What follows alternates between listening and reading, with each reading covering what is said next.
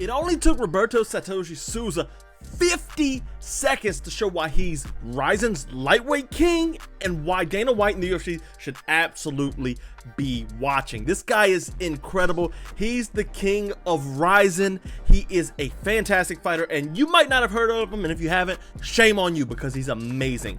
Earlier this morning, he defeated Wonbin Ki in just 50 seconds with a rear naked choke in the main event, defending his lightweight title on RIZIN in Korea. Absolutely fantastic, dominating performance from Roberto Satoshi Souza. The dude's incredible. He's must-watch MMA.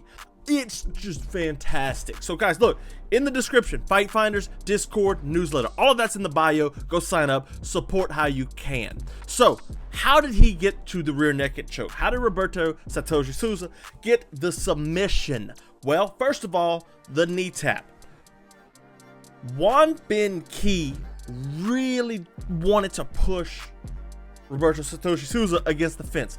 He really wanted to pressure him and really get him on the back foot. He didn't feel like he could shoot his takedowns well there. And Satoshi said, hey, I got this, bro. Give me a second here. So what he did was he went for the knee tap, which is, oh, look, I'm getting your knee. And he came over, actually, he came over him with his right hand, and he was knee tapping with his left. So he's trying to get the lead foot. And he just kind of stayed down there like this. And he said, all right, you missed. Watch this. Boom! Got him with another one and knocked him down. And I was like, oh, okay. I don't know how clean it landed. But I do know that it knocked him down and got the fight where Roberto Satoshi Souza won it. And it couldn't have been any better from there on out. From there, he started grounding and pounding on Wonbin Ki. And Ki was just kind of overwhelmed with, the aggression that Roberto Satoshi Souza was bringing. He was very, very, very, very concerned about it. So he gives up his back, and Roberto Souza's like, hey, thank you very much. Give me that. And he gets on his back, starts punching a little bit. And Wonbin Ki makes some mistakes. So Souza's left, I think it was his left leg, was a bit too far forward. And he goes and wraps his hand around that leg and starts trying to wrestle out. And Roberto Souza's like, hey, I got you. He decides to, all right, let's put our hooks in. Now, puts his hooks in, traps Wonbin Ki's arm underneath the leg. Think like Paddy Pimblett to Jordan Leavitt, how he trapped his arm with the body triangle, and Leavitt had only one arm to defend a rear naked choke. That's what Roberto Satoshi Souza did.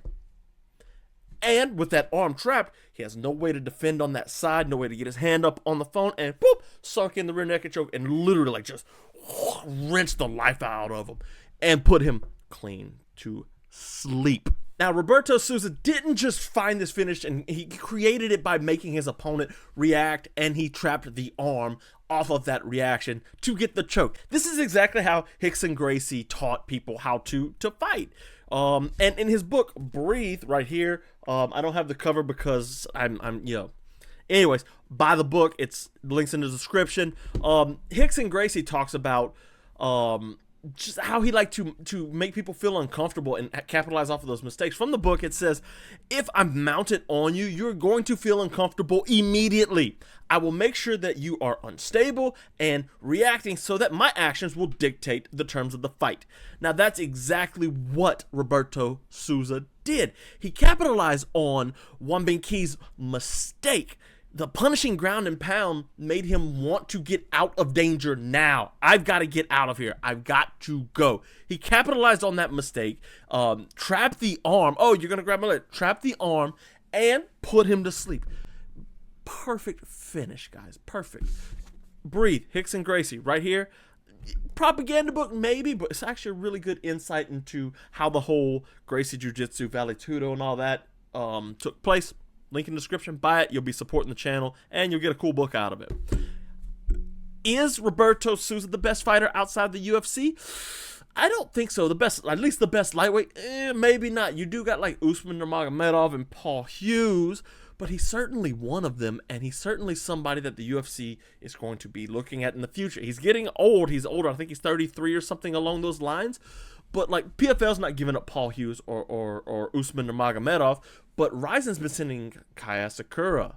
Kyoji Horiguchi's coming back to the UFC. I have this feeling that you can look for somebody like Roberto Souza to make that leap up forward, kind of like a pit bull late career leap. So yeah, fantastic performance by Roberto Souza. I thought, you know, this guy, I knew he was incredible going into this, and that submission absolutely was magnifique. In the co-main event, Shoko Sato defeated Sochul Kim in a unanimous decision. Now, Kim is a very, from what I was watching in this fight, he did a lot of stance switching, had some really cool grappling tricks, got some good takedowns. Very savvy grappler. I thought he was a fun fighter. And I went into this fight for some reason thinking that Sochul Kim won the fight. I looked at Tapology, the results wrong, I guess. And it was Shoko Sato, you know, winning the fight. And I was like, wait, why is Shoko Sato's winning this fight? He's defending the takedowns. He's doing all of this damage and stuff. There's no way he won. I checked back. I was like, yeah, he absolutely won. So that's on me, guys. That's my mistake. Call it pre-monster mess up because I didn't get my pink monster. Oh, so good. So there was this one moment in round 2, really nice. You know, Sochul Kim is kind of looking for these overhands and kind of just getting into these grappling exchanges where he can kind of, you know, get to where his game, kind of like Roberto Souza was doing, but not quite as effective. You know, he's throwing his head down and doing, boom, these big, long overhand strikes. And Shoko Sato said, all right, I got you. I'm off the back foot. Plants off his back foot and bink! Puts one right on the chin of Sochul Kim in round 2 and really starts to mess him up with his head down. So, like, the strikes that you don't see coming are the worst ones. Those are the ones that hurt.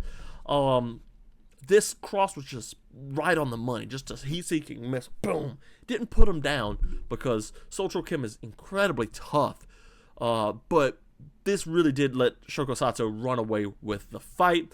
Another thing that Shoko Sato did really well, I really liked how he turned into the cage and started to fight the hands. Not letting Shoko Sato, or not letting Sochul Kim, I should say, you know, get the takedown. And when he did get the takedown, he did not give up. So yeah, he managed to pop back up to the feet. Think like Jack Della Maddalena, popping up and turning and fighting the hands against Bilal. He didn't quite do the hip bump thing that we've been talking about lately. But yeah, so at the end of round 2 or what have you, there was some brutal elbows from Shoko Sato. And I thought it was a really good performance from him. I think Shoko Sato, you know, he's not going to make that big leap, but he can, you know, fill out some apex slop if they really want to, or just keep him in RIZIN and let him keep beating up on guys like there. He's making a good living there. These RIZIN guys, you got to watch RIZIN because they just got some really good fights. Let's see, other one. Johnny Case, he turned off Yuri Ohara in round 1. And he didn't get the win, and I'll explain that in a second here.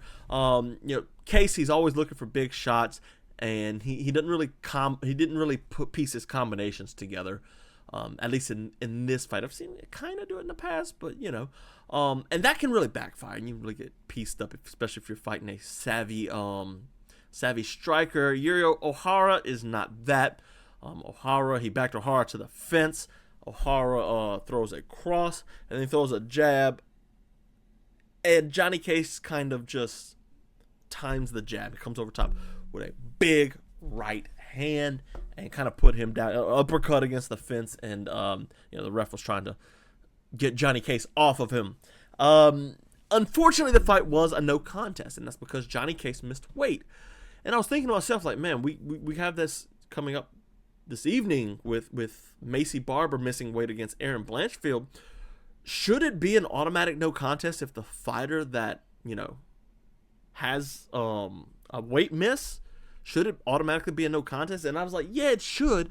And I was totally coming into this episode thinking, you know, maybe it should be a complete no contest because it's an unfair advantage. Then I'm like, well, that's going to kill the UFC because, like, if Macy Barber says, oh, the best thing I can get is a no contest, like, I'm not taking the fight, and that can really start to reap havoc on these fight cards. We got like 3 weight misses on this card. So, you know, I don't know if it's that good of an idea, but I do know that it is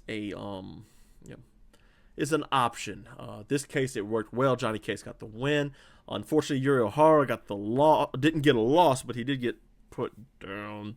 Props to Ohara, though. Yuri Ohara for taking the fight, even though, you know, China case, he barely missed weight, so I don't know if it should be the norm, but I do know that in this case it kind of worked out decently. Okay, I wouldn't say greatly, but it worked out decent. So yes, guys, anyways, Fight Finders, I mentioned it at the top of the episode. This playlist right here, we've got a new episode, episode 7.